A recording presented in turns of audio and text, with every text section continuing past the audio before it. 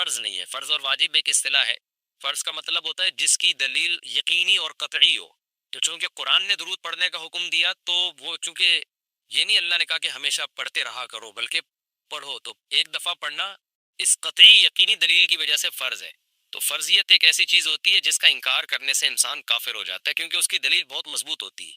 اور دوسری حدیث میں آتا ہے کہ وہ شخص بخیل ہے کہ میرے سامنے اس کا تذکرہ کیا جائے اور مجھ پر درود نہ پڑے۔ تو اس حدیث یہ چونکہ خبر واحد ہے، کیونکہ ظاہر ہے قرآن جس طرح تواتر کے ساتھ ثابت ہے، اس طرح اخبار آحاد جو خبر واحد ہوتے ہیں وہ اس طرح تواتر کے ساتھ ثابت نہیں ہوتی، تو اس میں تعویل کا بھی امکان ہوتا ہے۔ تو اس لیے فقہا خاص طور پر حناف جو ہیں، فقہائے حنفیہ، انہوں نے فرض اور واجب ایک ٹرم بنائی ہے شرعی مسائل کو سمجھانے کے لیے۔ تو اس لیے انہوں نے کہا کہ جب کسی مجلس میں نبی کا نام آئے نا تو اس مجلس میں ایک دفعہ کم سے کم درود پڑھنا واجب ہے۔ واجب کا درجہ تھوڑا سا فرض سے نیچے ہوتا ہے کیونکہ وہ حدیث سے ثابت ہے۔ تو اور پھر جب بار بار نبی کا نام آئے تو پھر بار بار پڑھنا واجب نہیں ہے کیونکہ اس میں حرج ہے۔ ہاں مستحب ضرور ہے کہ جتنی دفعہ پڑھیں، جب بھی نبی صلی اللہ علیہ وسلم کا نام آئے تو لازمی درود شریف پڑھا کریں، یہ تو مستحب ہے۔ نبی صلی اللہ علیہ وسلم نے فرمایا جس شخص نے مجھ پہ ایک دفعہ درود پڑھا اللہ اس پر 10 رحمتیں نازل کرتے ہیں اور اس کی 10 خطاؤں کو معاف کرتے ہیں۔ تو بہت زیادہ فضیلت ہے درود شریف پڑھنے کی، اور یہ بڑی عجیب بات ہے کہ درود شریف جو ہے یہ اصل میں اللہ کی عبادت ہے۔ یہاں میں آپ کو ایک دلچسپ مسئلہ بھی بتاتا چلوں۔ شرعی مسئلہ یہ ہے کہ جب ہم کوئی منت مانتے ہیں نا، منت کہ اگر اللہ نے میرے مریض کو شفا دے دی تو میں اتنے روزے رکھوں گا، میں یہ کروں گا، میں یوں کروں گا، تو اس عمل کو منت کہا جاتا ہے کہ باقی اگر آپ ٹھیک ہو گئے تو آپ پر لازم ہوتا ہے کہ آپ وہ کام کریں۔ تو منت میں یہ ضروری ہے کہ آپ جس چیز کی منت مانیں وہ عبادت مقصودہ ہو اور اس کی جنس میں سے لازم بھی ہو، یعنی عبادت میں کامل عبادت ہونی چاہیے، وہ عبودیت کا عنصر اس میں ہو۔ جیسے آپ نے منت مانی کہ اگر جو ہے میں امتحان میں پاس ہو گیا تو میں 3 روزے رکھوں گا، تو روزے عبادت ہے، مقصود ہے، یعنی عبادت مقصودہ میں سے۔ لیکن اگر آپ نے منت مانی کہ میں اگر امتحان میں پاس ہو گیا تو میں وضو کروں گا، تو وضو چونکہ مقصود نہیں ہے، عبادت مقصودہ نہیں ہے، وضو سے مقصد تو نماز ہوتی ہے، تو وہ منت آپ کے اوپر لازمی نہیں ہوگی۔ آپ نے اگر منت مانی کہ جی میں صدقہ کروں گا، تو صدقہ عبادت مقصودہ ہے اور اس کی جنس میں سے جو زکوٰۃ ہے وہ واجب بھی ہے۔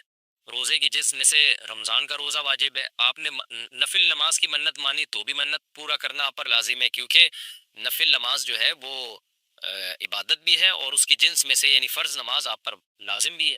تو اگر دونوں میں سے ایک شرط بھی نہیں پائی جائے گی تو منت پھر منعقد ہی نہیں ہوتی ہے۔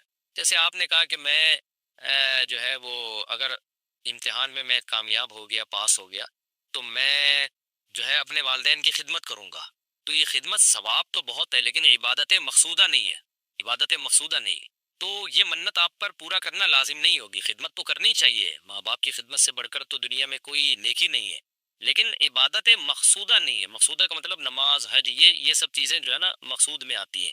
یہ کسی عارضے کی وجہ سے اللہ نے ہمیں حکم دیا ہے کہ تاکہ ماں باپ کو پریشانی نہ ہو۔ یہی وجہ ہے کہ اگر خدمت کے محتاج نہیں ہوتے تو پھر خدمت واجب بھی نہیں ہوتی، ان کی خدمت کے محتاج ہوتے ہیں تو واجب ہوتی ہے۔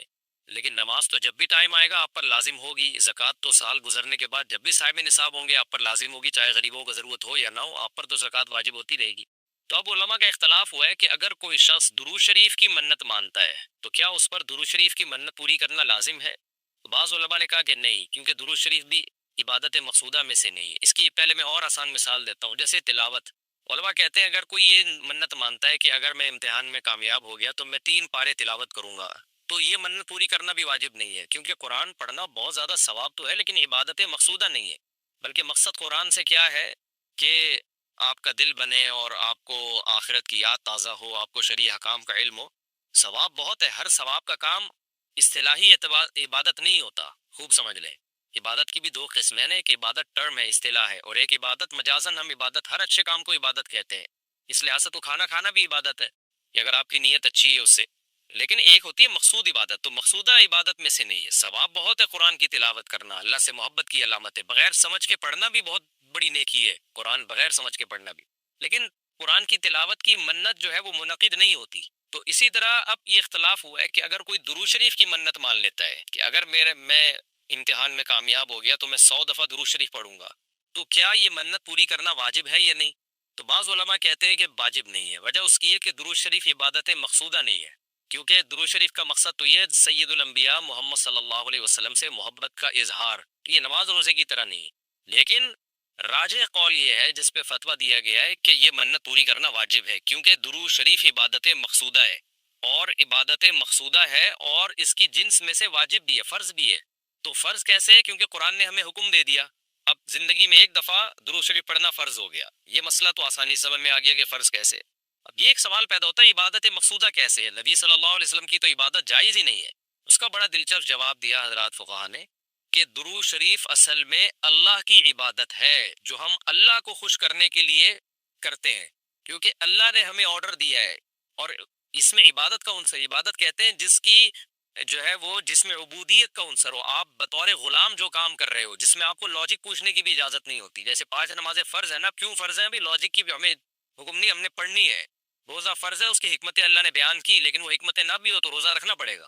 تو درود شریف بھی عبادت مقصودہ میں سے ہے، اس لیے کہ اللہ نے ہمیں حکم دیا تو ہم اللہ کو خوش کرنے کے لیے اللہ کی غلامی کے طور پر پیغمبر پر درود بھیجتے ہیں۔ تو اس سے درود شریف کی اہمیت بہت زیادہ بڑھ جاتی ہے، اور اس میں بہت ساری حکمتیں حاصل ہو جاتی ہیں کہ ہم اللہ کو راضی کرنے کے لیے، کیونکہ اللہ نے ہمیں حکم دیا ہے، جیسے نماز کا حکم دیا، زکوٰۃ کا حکم دیا، اللہ نے کہا کہ تم یہ عبادت کرو گے میری، یہ ہوگی میری، کیونکہ دعا عبادت ہے۔ دعا میں کیا ہوتا ہے؟ ہم اللہ سے بھکاریوں کی طرح مانگتے ہیں، تو اللہ نے کہا اور دعائیں تم مانگو نہ مانگو، یہ والی تو اسپیشلی تم پہ فرض ہے۔ ایک تو الاطلاق دعا مانگنا ہے نا، لیکن اسپیسیفک کوئی مخصوص دعا مانگنا تو فرض نہیں ہے، لیکن یہ والی دعا مانگنا ہم پہ اللہ نے فرض کیا ہے کہ تم نے پیغمبر کے لیے رحمت کی دعا کرنی ہے، یہ تم پہ فرض ہے، یہ مجھے خوش کرنے کے لیے فرض ہے۔ تو یہ عبادت ہے، لیکن اللہ کی عبادت ہے، اور نبی کے لیے دعا ہے یہ۔ تو اس سے درود شریف کی اہمیت بھی بہت بڑھ جاتی ہے، اور ہمیں سید الانبیاء صلی اللہ علیہ وسلم کی اہمیت کا بھی پتہ چلتا ہے کہ اللہ نے پیغمبر پہ درود بھیجنے کو اپنی عبادت قرار دے دیا ہے۔ تو سید الانبیاء صلی اللہ علیہ وسلم کی بھی ویلیو بہت زیادہ بڑھ جاتی ہے۔ جیسے قرآن میں آتا ہے نا کہ وَرَفَعْنَا لَكَ ذِكْرَكَ، ہم نے آپ کے تذکرے کو بلند کیا ہے۔ تو کیسے بلند کیا؟ علماء نے اس کا جواب دیا کہ نماز میں بھی درود شریف ہے، اور اتحیات میں نبی صلی اللہ علیہ وسلم پہ سلامتی بھیجنے کو اتحیات کا حصہ بنا دیا گیا ہے، اور اذان میں اشہد ان لا الہ الا اللہ کے ساتھ اشہد ان محمد رسول اللہ کو بھی ایڈ کیا گیا ہے۔ تو اس سے سید الانبیاء صلی اللہ علیہ وسلم کی بہت زیادہ فضیلت ثابت ہوتی ہے۔ تو اس لیے درود شریف کا اہتمام کرنا چاہیے۔ جیسے شریعت میں بعض عبادتیں بعض اوقات میں زیادہ پسندیدہ ہے، آپ دن میں نوافل پڑھیں اس کا بھی ثواب ملتا ہے، لیکن یہ نوافل آپ رات کے آخری حصے میں پڑھیں تو تہجد بن جائے گی، بہت زیادہ ثواب ہو جائے گا۔ آپ روزہ رکھیں عام دنوں میں ثواب ہے، عید جمعرات کو زیادہ ثواب ہے، ایام بیز میں زیادہ ثواب ہے، رمضان کا تو بہت ہی زیادہ ثواب ہے، عاشورہ کا بھی ثواب ہے۔ تو جیسے جتنی بھی عبادتیں ہیں وہ خاص دن اور خاص اوقات میں ان کی فضیلت بڑھ جاتی ہے۔ تو ایسے ہی درود شریف کے بارے میں حدیث میں آتا ہے کہ عام دنوں میں بھی درود شریف میں بہت ثواب ملتا ہے، لیکن صحیح حدیث سے یہ بات ثابت ہے کہ جمعے کے دن درود شریف پڑھنا عام دنوں سے زیادہ افضل۔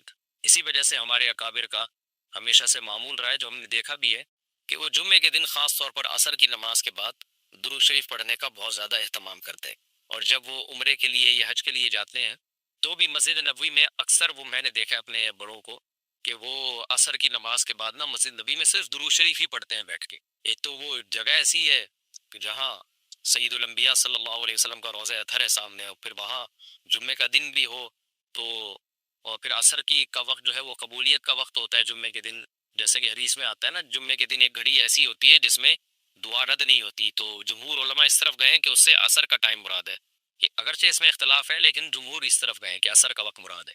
تو جمعے کے دن عصر کے وقت درود شریف کا اہتمام کرنا چاہیے، اور ویسے بھی اگر آپ کو عصر کے وقت ٹائم نہیں ملتا تو جمعے کی نماز کے لیے آپ وقت سے بہت پہلے آ جائیں، نہا دھو کے تیار ہو کے اگلی صف میں بیٹھیں، اور خطیب صاحب کا بیان شروع ہونے سے پہلے آپ تحیۃ المسجد پڑھنے کے بعد درود شریف کی کثرت کیا کریں۔ تو اس کے بہت زیادہ فضیلت ہے، اور ہمیں اللہ نے حکم دیا، اور علماء نے بیان کیا کہ درود شریف کو جو اللہ نے ہم پہ لازم کیا نا، اس میں ایک حکمت یہ بھی ہے کہ سید الانبیاء صلی اللہ علیہ وسلم کی بشریت ہمارے ذہن میں اور اچھی طرح بیٹھ ہے، کیونکہ پچھلی امتیں جو تباہ و برباد ہوئی ہیں وہ اس لیے ہوئی ہیں کہ انہوں نے پیغمبروں کو اتنا اونچا مقام دیا کہ اللہ کے برابر لے آئے، جیسے عیسائیوں نے حضرت عیسیٰ کو اللہ کا بیٹا بنا دیا معاذ اللہ، اور جہاں ہمارے یہاں بھی جو بدعتی لوگ ہیں انہوں نے سید الانبیاء کو حاضر ناظر مشکل کشا کیا بنا دیا، تو شرک کرنے لگے۔